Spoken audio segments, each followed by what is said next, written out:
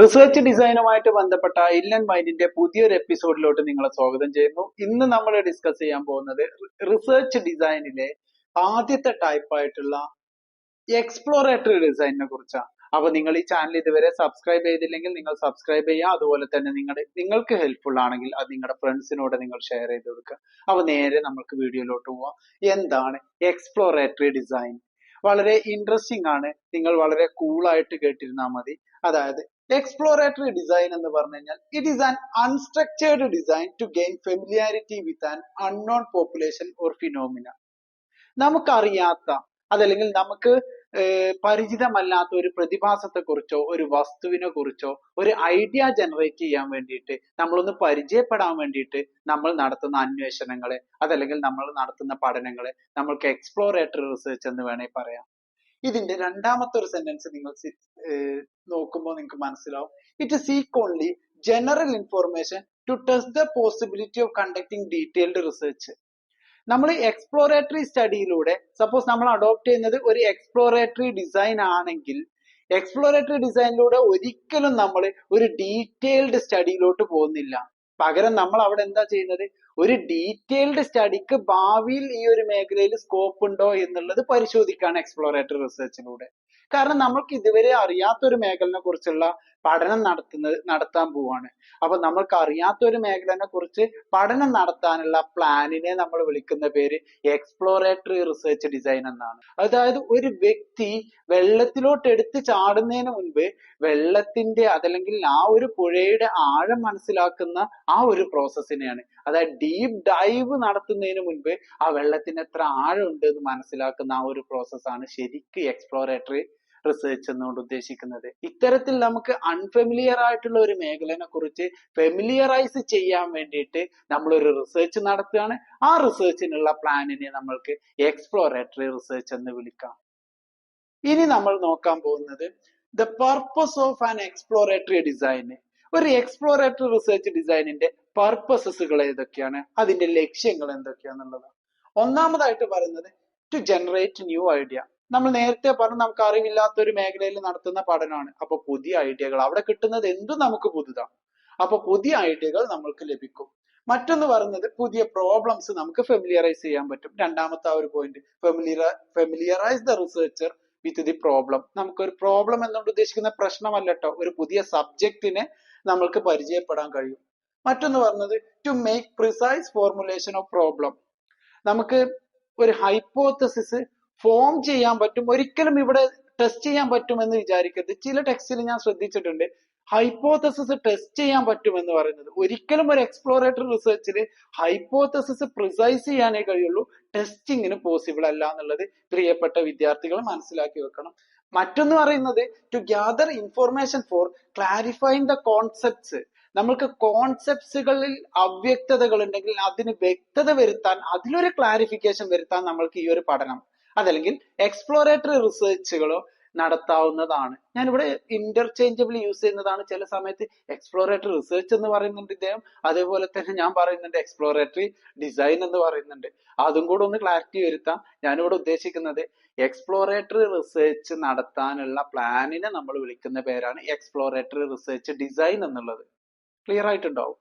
അതുകൊണ്ടാണ് exploratory research ഡിസൈനിലൂടെ നമ്മളൊരു പഠനം നടത്തുകയാണെങ്കിൽ അതിനെ വിളിക്കുന്ന പേരപ്പം എന്താവും? എക്സ്പ്ലോറേറ്ററി റിസർച്ച് എന്നാണ്.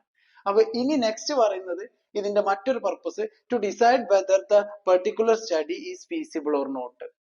നമ്മളൊരു ഡീറ്റെയിൽഡ് സ്റ്റഡി നടത്തുന്നതിന് മുൻപ് നമ്മൾ ആ മേഖലയിൽ പഠനം നടത്താൻ പറ്റുമോ ഇല്ലയോ എന്നുള്ളൊരു ഐഡിയ ഉണ്ടാക്കുന്ന പഠനമാണല്ലോ എക്സ്പ്ലോറേറ്ററി ഡിസൈൻ എന്ന് പറയുന്നത്, അതല്ലെങ്കിൽ എക്സ്പ്ലോറേറ്ററി റിസർച്ച് എന്ന് പറയുന്നത്. അപ്പോൾ to decide whether a particular study is feasible or not, നമ്മൾ ഭാവിയിൽ നടത്താൻ പോകുന്ന പഠനത്തിന് നടത്താൻ സാധ്യതയുണ്ടോ അതല്ലെങ്കിൽ അത് നടത്തുന്നതിൽ എന്തെങ്കിലും പ്രയാസം വരുമോ എന്നുള്ളതൊക്കെ നമുക്ക് ഇവിടെ നോക്കിയാൽ മനസ്സിലാവുന്നതാണ്. ഇനി നമ്മൾ നോക്കുന്നത് ഇതിന്റെ ഒരു കണ്ടിന്യൂഷൻ ആണ്. അതായത് ഇവിടെ purpose of an exploratory research design എന്ന് പറയുമ്പോൾ നേരത്തെ 1 2 3 4 എന്ന് പറഞ്ഞ പോലെയല്ല ഇവിടെ കൊടുക്കുന്നത്. പർപ്പസ് തന്നെയാണ്, പക്ഷെ അത് പോയിന്റ് വൈസ് ആയിട്ട് അവിടെ കൊടുത്തിട്ടുള്ളത്. ഒന്നാമത് പറയുന്നത് നേരത്തെ നമ്മൾ പറഞ്ഞ point, this design does not aim at testing hypothesis. ഒരിക്കലും എക്സ്പ്ലോറേറ്ററി റിസർച്ചിൽ ഹൈപ്പോത്തസിസ് ടെസ്റ്റ് ചെയ്യൂല. വീണ്ടും ഞാൻ പറയാണ്, ചില ബുക്കുകളിൽ ഇങ്ങനെ തന്നെ കൊടുത്തിട്ടുണ്ട്, ടെസ്റ്റിംഗ് ഓഫ് ഹൈപ്പോത്തസിസ് പോസിബിൾ ആണ്. ഒരിക്കലും എക്സ്പ്ലോറേറ്ററി റിസർച്ചിൽ ഹൈപ്പോത്തസിസ് ടെസ്റ്റിംഗ് പോസിബിൾ അല്ല. രണ്ടാമത് പറയുന്നത്, exploratory design is used to fine tuning the hypothesis to be tested in formal research. നമുക്ക് ഹൈപ്പോത്തസിസ് ടെസ്റ്റ് ചെയ്യാൻ കഴിയില്ല, പക്ഷെ നമുക്കൊരു നല്ല ഹൈപ്പോത്തസിസ് ട്യൂൺ ചെയ്തെടുക്കാൻ പറ്റും എക്സ്പ്ലോറേറ്ററി ഡിസൈനിലൂടെ. അപ്പൊ അതാണ് രണ്ടാമതായിട്ട് വരുന്നത്. മൂന്നാമതായിട്ട് വരുന്നത്, exploratory design are particularly useful when the researchers lack a clear idea of a problem. നമുക്കൊരു വിഷയത്തെ കുറിച്ച് കൃത്യമായ ഒരു ഐഡിയ ഇല്ലെങ്കിൽ അത്തരം സാഹചര്യങ്ങളിൽ ഒരു കൃത്യമായ ഐഡിയ ഉണ്ടാക്കാൻ വേണ്ടിയിട്ട് നമുക്ക് ഏത് നടത്താം, എക്സ്പ്ലോറേറ്ററി ഡിസൈനുകൾ, എക്സ്പ്ലോറേറ്ററി റിസർച്ച് നമുക്ക് നടത്താവുന്നതാണ്. മറ്റൊന്ന്, കോൺസെപ്റ്റുവൽ ക്ലാരിറ്റി വരുത്താന്, പ്രയോറിറ്റീസ് എസ്റ്റാബ്ലിഷ് ചെയ്യാന്, develop operational definitions and improve the final research design. ഇതിന് നമുക്ക് ഭാവിയിൽ വരുന്ന ഫൈനൽ റിസർച്ച് ഡിസൈൻ ഒക്കെ ഇംപ്രൂവ് ചെയ്യാനും നമുക്ക് എക്സ്പ്ലോറേറ്ററി റിസർച്ച് യൂസ് ചെയ്യാവുന്നതാണ്. ഇനി നമ്മൾക്ക് നോക്കാനുള്ളത് purpose of an exploratory research ഡിസൈനിൽ തന്നെ ഒരു എക്സാമ്പിൾ ആണ്. അതിന്റെ കൂടെ തന്നെ നമ്മൾ പറയുന്നുണ്ട്, ഇവിടെ നിങ്ങൾ ഒരു എക്സ്പ്ലോറേറ്ററി റിസർച്ച് ഡിസൈൻ ആണ് നടത്തുന്നുണ്ടെങ്കിൽ നിങ്ങൾ സാമ്പിളിംഗ് ടെക്നിക്കുകളെ കുറിച്ച് നമ്മുടെ വരും ക്ലാസ്സുകളിൽ നിങ്ങൾ മനസ്സിലാക്കും. അവിടെ ഞാൻ പറയും നോൺ പ്രോബബിലിറ്റി സാമ്പിളിംഗ് ടെക്നിക്കുകളെ കുറിച്ച്. അപ്പൊ ആ ഒരു സാമ്പിളിംഗ് ടെക്നിക്കുകളാണ് ഈ പഠനത്തിന് നമ്മൾ യൂസ് ചെയ്യേണ്ടത്. അഥവാ ഇതിൽ നിങ്ങൾ പഠനം നടത്തുമ്പോൾ ഇതിലോട്ട് ഡാറ്റ കളക്ട് ചെയ്യാൻ വേണ്ടിയിട്ട് നമ്മൾ ആളുകളെ കണ്ടെത്തുന്ന സമയത്ത് ആ ആളുകളെ നമ്മൾ കണ്ടെത്തേണ്ട രീതി എന്ന് പറയുന്നത് നോൺ പ്രോബബിലിറ്റി സാമ്പിളിംഗ് ടെക്നിക്സിലൂടെ ആയിരിക്കണം എന്നുള്ളതും കൂടെ പറയുന്നുണ്ട്. ഒരിക്കലും നമുക്കിവിടെ റാൻഡം സാമ്പിളിംഗ് അഥവാ പ്രോബബിലിസ്റ്റിക് സാമ്പിളിംഗ് പോസിബിൾ അല്ല. ഇനി നമുക്ക് ഇതിന്റെ ഒരു ഉദാഹരണം നോക്കാം. ഇതിന്റെ ഉദാഹരണത്തിലോട്ട് പോകുന്ന സമയത്ത് സ്പേസ് സയന്റിസ്റ്റുകള് നമ്മള് മനുഷ്യന് സ്പേസിൽ ജീവിക്കാൻ കഴിയോ എന്നുള്ള ഒരു പഠനം നടത്തുക. അപ്പൊ മുൻപ് ആരും പഠനം നടത്തിയിട്ടുണ്ടാവില്ല, അല്ലെങ്കിൽ അതിന് ഒരു വാലിഡ് ആയിട്ടുള്ള ഒരു ഫൈൻഡിങ്സ് വന്നിട്ടുണ്ടാവില്ല. അപ്പൊ അത്തരം മേഖലകളിൽ നമ്മൾ നടത്തുന്ന, ഇപ്പൊ അന്റാർട്ടിക്കയിൽ മനുഷ്യവാസം സാധ്യമാണോ, അതേപോലെ തന്നെ മൂണിൽ മനുഷ്യന് ജീവിക്കാൻ കഴിയോ? കാരണം മുൻപ് പഠനങ്ങൾ നമുക്കൊന്നും ഐഡിയ ഇല്ല. അപ്പൊ ഒരു ഐഡിയ ജനറേറ്റ് ചെയ്യാൻ വേണ്ടിയിട്ട് നമ്മൾ നടത്തുന്ന ഇത്തരം പഠനങ്ങളെ നമ്മൾക്ക് എക്സ്പ്ലോറേറ്ററി റിസർച്ച് ആയിട്ട് കണക്കാക്കാം. ഇവിടെ മറ്റൊരു എക്സാമ്പിൾ പറയുന്നത്, an ad agency exploring the idea of figuring physically challenged person in electronic media to popularize personal healthcare product. ഒരു ആഡ് ഏജൻസി അവരുടെ പേഴ്സണൽ ഹെൽത്ത് കെയർ പ്രോഡക്റ്റിനെ കുറിച്ച് പരിചയപ്പെടുത്താൻ വേണ്ടിയിട്ട് ഫിസിക്കലി ചാലഞ്ചഡ് പേഴ്സൺസിനെ അവര് പരസ്യത്തിൽ ഉൾപ്പെടുത്തിയാലോ? അപ്പൊ നിലവിൽ അവർ ഉൾപ്പെടുത്തിയിട്ടില്ല. അപ്പൊ ഒരു പുതിയ ആശയം ഉൾപ്പെടുത്തി കഴിഞ്ഞാൽ അത് എങ്ങനെയായിരിക്കും, ജനങ്ങൾ സ്വീകരിക്കുമോ? അതല്ലെങ്കിൽ വേറെന്തെങ്കിലും ഇതിന്റെ കോൺസിക്വൻസ് ഉണ്ടാവും, അതല്ല ഇത് കമ്പനിക്ക് ബെനിഫിറ്റ് ആണോ എന്നുള്ളത് പഠനം നടത്തുക. അപ്പൊ ഇത് നടത്തിയിട്ടില്ല, അപ്പൊ അതിന് മുൻകൂട്ടി നടത്തുന്ന ഇത്തരം പഠനങ്ങൾ നമ്മൾക്ക് എക്സ്പ്ലോറേറ്ററി റിസർച്ച് എന്ന് വിളിക്കാം. ഇനി നമ്മൾ നോക്കുന്നത്, എക്സ്പ്ലോറേറ്ററി റിസർച്ച് നിങ്ങൾ നടത്തുകയാണെങ്കിൽ അതിനുള്ള ടോപ്പിക്കിന്റെ സോഴ്സ് എവിടുന്നാന്നുള്ളതാണ്. സോ നമുക്ക് നോക്കാം സോഴ്സ് ഓഫ് എക്സ്പ്ലോറേറ്ററി സ്റ്റഡീസ്. അതിൽ ഒന്നാമതായിട്ട് പറഞ്ഞത് ലിറ്ററേച്ചർ സർവേ. നിങ്ങൾ ജേർണൽസ്, ബുക്സ്, മാഗസിൻസ്, പീരിയോഡിക്കൽസ് ഒക്കെ വായിക്കുന്ന ആളുകളായിരിക്കും. അതല്ലെങ്കിൽ നിങ്ങൾ ഓൺലൈൻ ചാനലുകൾ പലതും ഒബ്സർവ് ചെയ്യുന്ന ആളുകളായിരിക്കും. നിങ്ങൾക്ക് ഇത്തരം രേഖകളിൽ നിന്ന്, ഇത്തരം സോഴ്സുകളിൽ നിന്ന് ഒരു പക്ഷെ ഒരു പുതിയ ടോപ്പിക്കിനെ കുറിച്ചിട്ട് ഐഡിയ കിട്ടിയേക്കാം എന്നാണ് പറയുന്നത്. ഇനി രണ്ടാമതായിട്ട് നോക്കാനുള്ളത് എക്സ്പീരിയൻസ് സർവേ.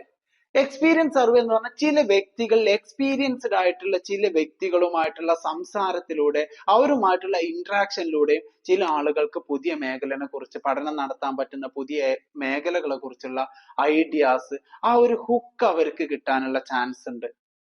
മറ്റൊന്ന് പറയുന്നത് focus group interview. Focus group interview നമുക്കറിയാം, ഒരു പാനൽ ഡിസ്കഷൻ, അതിനൊരു മോഡറേറ്റർ ഉണ്ടാവും, അതുപോലെ തന്നെ ആ പാനലിൽ 5-6 ആളുകൾ ഉണ്ടാവും. അവർക്കിടയിൽ നടക്കുന്ന ഡിസ്കഷനിൽ നിന്നും നമുക്ക് ചിലപ്പോൾ ഒരു ഐഡിയ കിട്ടും പുതിയൊരു ടോപ്പിക്കിനെ കുറിച്ച്. മറ്റൊന്ന് വരുന്നത് analysis of insight stimulating cases. അഥവാ ചില പുതിയ കേസസ് വരും. അപ്പൊ പുതിയ ഇൻസിഡന്റുകൾ വരുമ്പം ആ ഇൻസിഡന്റിൽ നിന്നും നമുക്ക് പുതിയ ഐഡിയകളിലോട്ട് ജനറേറ്റ് ചെയ്യാൻ പറ്റും. പുതിയ മേഖലയിൽ പഠനം നടത്താനുള്ള ഒരു ചാൻസിന് നമ്മൾ അവിടെ സ്കോപ്പ് കണ്ടെത്തും. അപ്പോ ഇതൊക്കെയാണ് പ്രധാനമായിട്ടും എക്സ്പ്ലോറേറ്ററി റിസർച്ചിലോട്ട് എന്നെ ലീഡ് ചെയ്യുന്ന പ്രധാനപ്പെട്ട സോഴ്സുകൾ എന്ന് പറയുന്നത്. ഇനി നമ്മൾ നോക്കുന്നത് എക്സ്പ്ലോറേറ്ററി റിസർച്ചും അതുപോലെ തന്നെ ഫോർമൽ റിസർച്ചും തമ്മിൽ ബന്ധമുണ്ടോ, അതല്ലെങ്കിൽ ഇത് തമ്മിൽ എന്തൊക്കെ വ്യത്യസ്തതകളുണ്ട്. അപ്പൊ ആ വ്യത്യസ്തകളിലോട്ട് നമുക്ക് പോവാം. Exploratory research versus formal research design.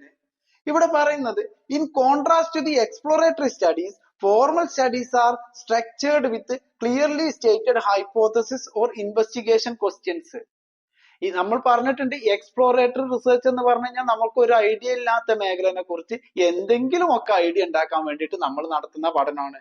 എന്നാൽ ഫോർമൽ റിസർച്ച് അങ്ങനെയല്ല, കൃത്യമായിട്ട് ഐഡിയ ഉണ്ട് അവിടെ എന്ത് പഠിക്കണം, അതെങ്ങനെ പഠിക്കണം എന്നുള്ളത്. അപ്പൊ ആ കൃത്യമായിട്ടുള്ള ഐഡിയയിലൂടെ നമ്മൾ മുന്നോട്ട് പോവുള്ളൂ. ഇത്തരത്തിൽ കൃത്യമായിട്ടുള്ള ഐഡിയകളുള്ള കൃത്യമായിട്ടുള്ള പ്ലാനുകളുള്ള റിസർച്ചിനെ നമുക്ക് ഫോർമൽ റിസർച്ച് എന്നും, അതൊന്നും ഇല്ലാതെ ഒരു സൂപ്പർഫിഷ്യൽ ആയിട്ടുള്ള പഠനം നടത്താനുള്ള റിസർച്ച് ഡിസൈനിനെ നമുക്ക് എക്സ്പ്ലോറേറ്ററി ഡിസൈൻ എന്നും കൂടെ പറയാം. ഇനി നമ്മൾ ഫോർമൽ ഡിസൈനിലോട്ട് വരുമ്പോൾ ഫോർമൽ ഡിസൈനിന് എക്സ്പ്ലോറേറ്ററി ഡിസൈനിൽ നിന്നും വ്യത്യസ്തമായി ചില പ്രത്യേകതകളുണ്ട്. നമ്മൾ എക്സ്പ്ലോറേറ്ററി റിസർച്ച് ഡിസൈനിന്റെ പ്രത്യേകതകൾ നമ്മൾ പഠിച്ചു. അപ്പൊ നമുക്ക് ഇനി ഫോർമലിന്റെ അത് മനസ്സിലാക്കാം. ഫോർമലിലോട്ട് വരുമ്പോൾ ഇവിടെ കൃത്യമായ description of A phenomena or characteristics associated with a population. കൃത്യമായിട്ട് നമ്മൾ പഠനം നടത്തുന്ന മേഖലയെ കുറിച്ച്, അതിലെ വസ്തുവിനെ കുറിച്ച്, അതിന്റെ ക്യാരക്ടറിസ്റ്റിക്സ് എല്ലാതും നമുക്കറിയാം ഏതാണെങ്കിൽ ഫോർമൽ സ്റ്റഡീസ് ആണെങ്കിൽ. എക്സ്പ്ലോറേറ്ററി സ്റ്റഡീസിൽ നമുക്കത് പോസിബിൾ അല്ല. മറ്റൊന്ന് പറയുന്നത് estimate the proportions of population. നമുക്ക് പോപ്പുലേഷൻ പ്രൊപ്പോർഷൻസ്, അതിന്റെ പോപ്പുലേഷന്റെ ഡെമോഗ്രാഫിക് പ്രൊഫൈൽ നമുക്ക് കൃത്യമായിട്ട് ഫോർമൽ ഡിസൈനിൽ നമുക്ക് മനസ്സിലാക്കാൻ കഴിയും. അതുപോലെ തന്നെ discovery of association among different variables, വ്യത്യസ്ത വാരിയബിൾസ് തമ്മിലുള്ള അസോസിയേഷൻസ്, റിലേഷൻസുകൾ നമുക്ക് മനസ്സിലാക്കാൻ പറ്റും. അതേപോലെ തന്നെ കോസ് ആൻഡ് എഫക്റ്റ് റിലേഷൻഷിപ്പ് വാരിയബിൾസിനിടയിലുണ്ടോ, അതല്ലെങ്കിൽ കോസ് ആൻഡ് എഫക്റ്റ് റിലേഷൻഷിപ്പ് എന്ന് പറഞ്ഞാൽ എന്റെ വിദ്യാർത്ഥികൾക്ക് മനസ്സിലാവുന്നുണ്ടാവും. കാര്യകാരണങ്ങൾ, ഫോർ എക്സാമ്പിൾ ഒരു അംബർലയുടെ സെയിൽസും മഴയുടെ ലഭ്യതയും, അവിടെ കോസ് എന്താ, മഴയുടെ ലഭ്യത കൂടിക്കഴിഞ്ഞാൽ അംബർലയുടെ സെയിൽസ് ഇൻക്രീസ് ആവും. ദെൻ കോസ് മഴയുടെ ലഭ്യത, അംബർലയുടെ സെയിൽസ് എഫക്റ്റ്. അപ്പൊ ഇതൊരു പഠനം നടത്തിയിട്ട് നമുക്ക് പറയാൻ പറ്റുള്ളൂ. അപ്പൊ ഇത്തരം പഠനങ്ങൾ നമുക്ക് കോസ് ആൻഡ് എഫക്റ്റ് റിലേഷൻഷിപ്പ് ഉള്ള പഠനങ്ങൾ എന്ന് വേണേൽ പറയാം. അപ്പൊ ക്ലിയർ ആയിട്ടുണ്ടാവും എന്ന് വിചാരിക്കുന്നു. അപ്പൊ ഫോർമൽ റിസർച്ചിന് ഈ ഒരു പ്രത്യേകതകൾ എല്ലാം ഉണ്ട്. അപ്പൊ ഇത്രയാണ് നമ്മളുടെ ഇന്നത്തെ വീഡിയോയിൽ ഡിസ്കസ് ചെയ്യുന്നത്. മറ്റൊരു റിസർച്ച് ഡിസൈനുമായിട്ട് അടുത്ത വീഡിയോയിൽ നമുക്ക് കാണാം. ഇതുവരെയുള്ള മുഴുവൻ പാഠഭാഗങ്ങളും നിങ്ങൾ കൃത്യമായിട്ട് മനസ്സിലാക്കുക. അതിൽ ഡൗട്ട്സുകൾ ഉണ്ടെങ്കിൽ എക്സാം വരെ നിങ്ങൾ വെയിറ്റ് ചെയ്യേണ്ടതില്ല. നമ്മുടെ വാട്സാപ്പ് കമ്മ്യൂണിറ്റിയുടെ ലിങ്ക് താഴെ ഡിസ്ക്രിപ്ഷനിൽ കൊടുക്കുന്നുണ്ട്. അതിൽ നിങ്ങൾക്ക് വരാം, അതിൽ നിങ്ങൾക്ക് ക്വസ്റ്റ്യൻസ് ചോദിക്കാം. കൃത്യമായിട്ട് അവിടെ നമ്മൾക്ക് പറ്റാവുന്ന രീതിയിൽ നമ്മൾ റെസ്പോണ്ട് ചെയ്യുന്നതാണ്. Okay, thank you.